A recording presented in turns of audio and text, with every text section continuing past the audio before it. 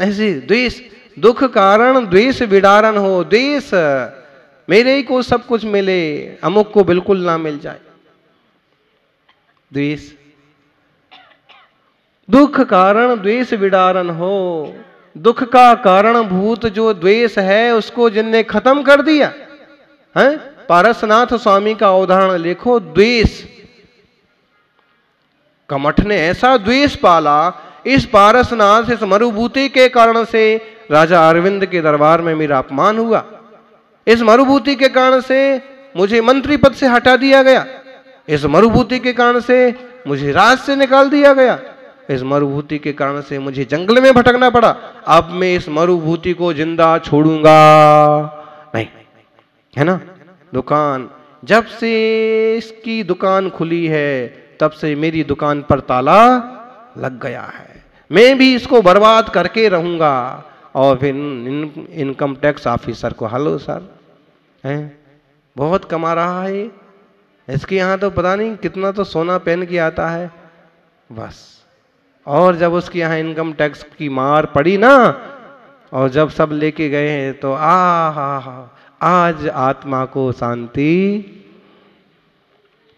बहुत लोग ऐसे ही चलता है संसार।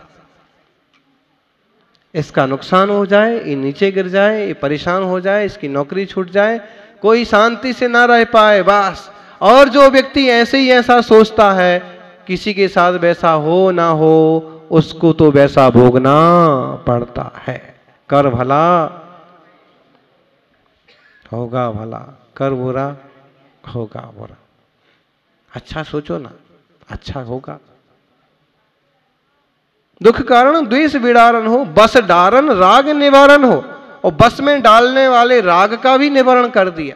देखो नेमिनाथ स्वामी है, हो नेम जी तोरण से रथ मोड़िया हो नेम जी। कहाँ गई गेंदमल?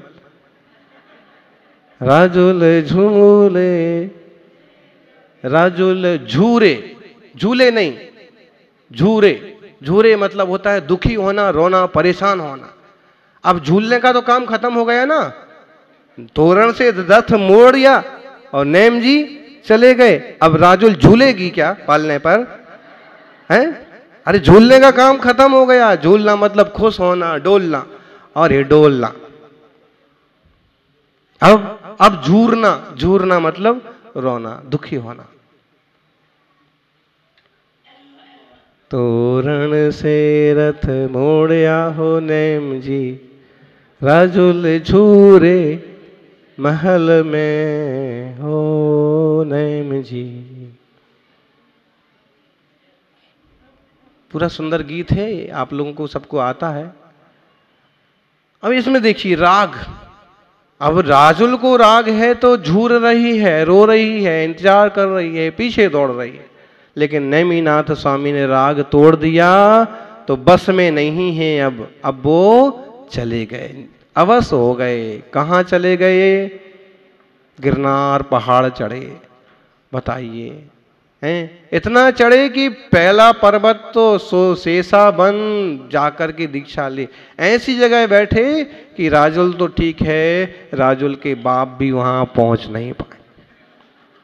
हाँ, राजुल के पिता भी एक बार सोचे, ऐसा घना जंगल, हाँ यहाँ शेर हैं।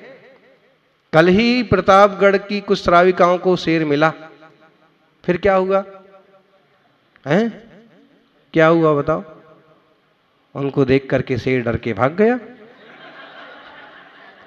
अरे नहीं, कोई ऐसा योग संयोग था कि वो अपना रास्ता लेके चला गया। बल नहीं तो वो उन सब की हालत यहां जब बता रहे थे तब भी वो कत्थक कर रहे थे सब। वहां क्या हुआ होगा?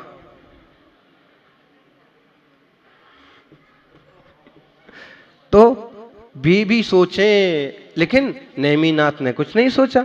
राग छूट गया। अपनापन होता है तो राग आता है, परायापन फील होता है तो द्वेष आता है। ऐसा नहीं होना। देखिए आप चौथी टोंक, पांचवी चौक की दर्शन करने जाते हैं। कई लोगों की शिकायत होती है, वहां बैठे हुए साधु ने दर्शन नहीं करने दिया, चलो चलो चलो ऐसे बोला, धक्का लगा दिया, बाहर निकलो ऐसे बोल दिया, ठीक है। आपको द्वेष जैसे आया, बताइए कैसे लोग हैं, दर्शन भी नहीं करने देते। अब आज की बात है, एक श्राविका आई, उसने कहा कि वहाँ एक पुलिस वाले थे, एक लाल कपड़े वाले थे, तो मैंने कहा कि मैं दर्शन कर लूं। तो उन्होंने कहा कि माता जी आप तो खूब आनंद से दर्शन करो, बढ़िया से दर्शन करो, और जो बोलना सो बोलो। और वो अम्मा तो अब उनकी प्रशंसा कर रही है, वहां उसने मुझे दर्शन करने दिया, बहुत अच्छा लगा मुझे। और जो बोलना सो बोलो, नमोकार मंत्र बोलो, नेमिनाथ भगवान की जय बोलो। तुम्हें अपने जैसे मिल गया, अपने भाव से भाव मिलाने वाला मिल गया सो राग हो गया, और अगर अपने भाव से भाव ना मिले सो द्वेष हो गया। और देखो वो भी जीव ही हैं, भाव बदलते देर लगता नहीं, अभी पक्की दुश्मनी है। इसने मेरा गिरनार का टिकट कैंसिल कराया, मेरा तो पक्का था, लेकिन इसने पता नहीं क्या कान भर दिए और लोगों ने मेरे को आने को मना कर दिया, मेरा टिकट कटवा दिया, नहीं तो मैं भी अब मैं इसको देख लूंगा, ठीक है। खूब देश सूझ रहा था, इसके कारण से नुकसान हुआ, इसके कारण से सम्मान नहीं मिला, इसके कारण से पत्रिका में मेरा फोटो ऊपर नहीं आया, नहीं छपा, देश हो रहा था। बाद में मालूम पड़ा कि उसका तो इसमें कोई रोल ही नहीं था। उसने तो बल्कि एक बार ये कहा था कि भाई इसको क्यों छोड़ रहे हो, इसको भी लेके चलो। अब जब आपको सच्चाई मालूम पड़ी तो अभी तक तो था द्वेष के मजा चखाऊंगा, और जैसे ही मालूम पड़ा कि नहीं इसने तो अच्छा बोला था मेरे बारे में, अच्छी कोशिश की थी, तुरंत द्वेष टूट जाता है। क्या आता है? राग। अच्छा भाई साहब ने मेरे लिए कोशिश की थी, उन्हें नाम लिखवाना चाहा था, नहीं हो पाया, अच्छा अच्छा, तो उनका ये बहुत गलत सोच रहा था, सॉरी। अब मुंह से ना भी बोल पाए तो भी दिल से तो साफ हो जाता है। ऐसे ही दुनिया है, ऐसे ही लोग हैं। कोई कारण भरा हुआ है तो हटो, चलो भागो, लेकिन कभी ऐसा भाव आ जाए कि ये भी जीव हैं, ये भी बंधन कर रहे हैं, ये भी प्रभु की अर्चना कर रहे हैं, भाई करो, शांति से करो, सब लोग जल्दी जल्दी करो और जल्दी जल्दी चलो। सच पूछा जाए तो दुनिया में बुरा कोई नहीं है। आपको बुरा लग गया, उसने कहा चलो हटो निकलो, आपको बुरा लग गया, लेकिन जो और दूसरे लोग खड़े थे ना, जिनको अंदर जाना था, जिन्हें जगह नहीं मिल रही थी, वो सब लोग खुश हो गए, बहुत बढ़िया हुआ, इसको हटा दिया, इसको निकाल दिया तो जगह बन गई, अब अपन दर्शन करेंगे। पूरी तरह से दुनिया में कोई बुरा नहीं होता है। इसलिए भगवान महावीर स्वामी कहते हैं हर एक आत्मा परमात्मा बन सकता है, हो सकता है, कारण परमात्मा तो है ही, इसलिए हमारी दृष्टि में कोई तुच्छ नहीं है। अमुक जाति संप्रदाय, गांव देश शहर, कोई पराया नहीं है, कोई तुच्छ नहीं है, वो भी सब जीवात्माएं हैं, सब अपनी अपनी योग्यता से अपनी अपनी पर्याय के अनुसार काम कर रहे हैं।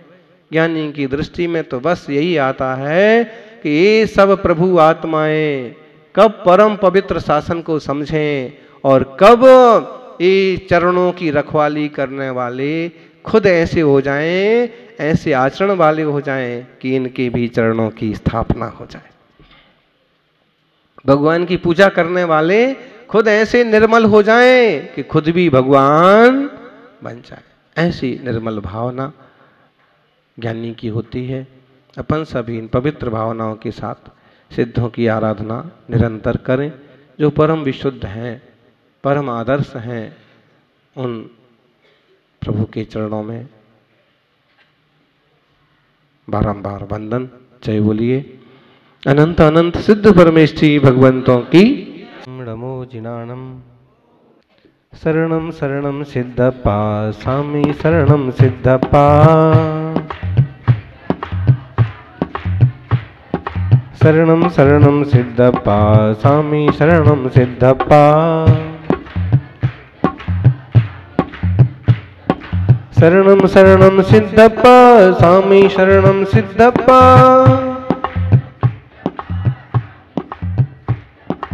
शरणं शरणं सिद्धप्पा स्वामी शरणं सिद्धप्पा शरणं शरणं सिद्धप्पा स्वामी शरणं सिद्धप्पा कम्म विमुक्ता सिद्धप्पा स्वामी शरणं सिद्धप्पा कम्म विमुक्ता सिद्धप्पा स्वामी शरणं सिद्धप्पा कम्म विमुक्ता सिद्धप्पा स्वामी शरणं सिद्धप्पा शरणं शरणं सिद्धप्पा स्वामी शरणं सिद्धप्पा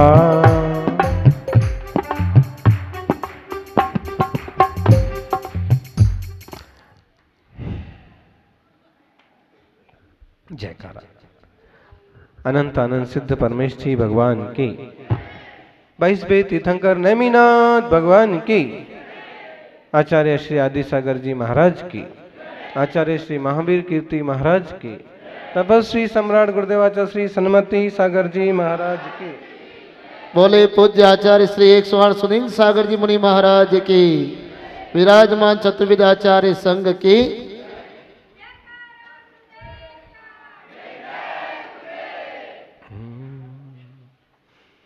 पानी की संगति करोगे पानी हो जाओगे, मानी की संगति करोगे मानी हो जाओगे, ज्ञानी की संगति करोगे ज्ञानी हो जाओगे। जैसी संगति करते हैं जीवन वैसा बनता है। सिद्धों की संगति करोगे तो एक दिन सिद्ध जरूर हो जाओगे। ओ ज्ञानी, रागियों की संगति मत करो, द्वेषियों की संगति मत करो, क्योंकि राग में भगवान नहीं है, द्वेष में भगवान नहीं है। भगवान तो राग द्वेष से रहित बीत राग भाव में। बहुत असर पड़ता है। इन मुनियों के सानिध्य में जो रह रहे हैं उनका जीवन देखो, जीवन जीने का तरीका देखो। सहज शांत सदाचार शाकाहारमय जीवन। और जो खोटी संगति में रह रहे हैं, वे चरस गांजे में मस्त हैं, गुटखा तंबाकू में मस्त हैं, शराब मांस में मस्त हैं, और जीवन जीने का इतना सा तरीका भी नहीं आता। कई बार तो साधु कहलाने वाले लोग भी ऐसे मिल जाएंगे कि एक लक्षण भी अच्छा नहीं है, और फिर भी महाराज साहब, यानी दुनिया हमें महाराज कहे, उससे हम महाराज नहीं हो जाते। वो चेतन, चेतन किसी का नाम तो नहीं है?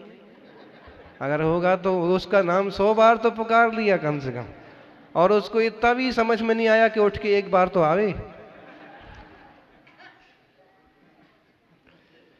संबोधन है चैतन्य आत्मा, चेतना जिन जिन में है वो चेतन। ज्ञान दर्शन स्वभाव सबका है। जैन धर्म जैन दर्शन बहुत बहुत बहुत सुंदर, बहुत विस्तृत, बहुत गंभीर, जीव मात्र का धर्म।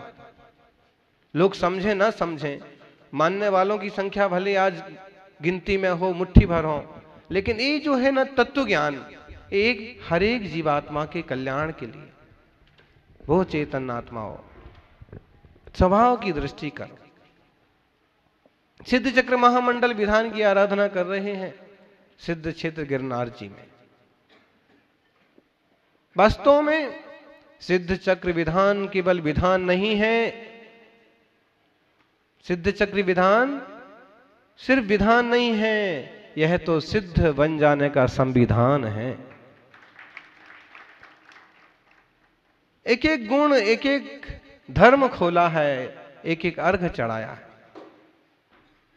किसी किसी को लग रहा होगा इतने सारी नारियल खर्च हुए जा रहे हैं, पंडित जी को भी देना पड़ेगा, देना पड़ेगा,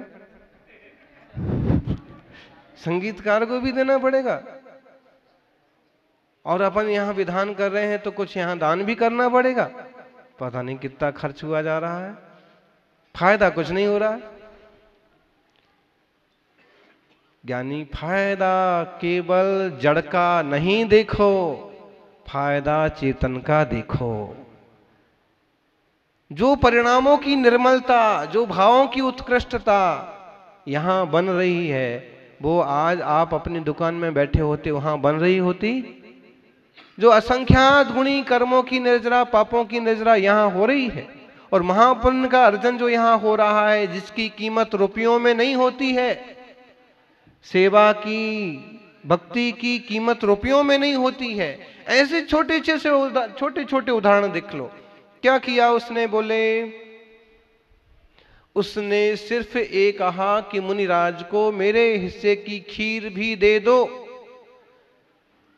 धन्य कुमार चरित्र एक बहुत सुंदर कथानक है जैन शास्त्रों में।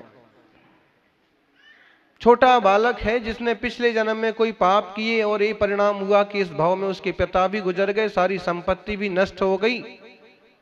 लेकिन मां के धर्म के संस्कार थे, इसलिए एक बार ऐसा अवसर आया कि घर में खीर बनी थी और उसने विचार किया कि मुनिराज का पड़गाहन किया जाए, आहार दिया जाए, उसके बाद हम इसे खाएं।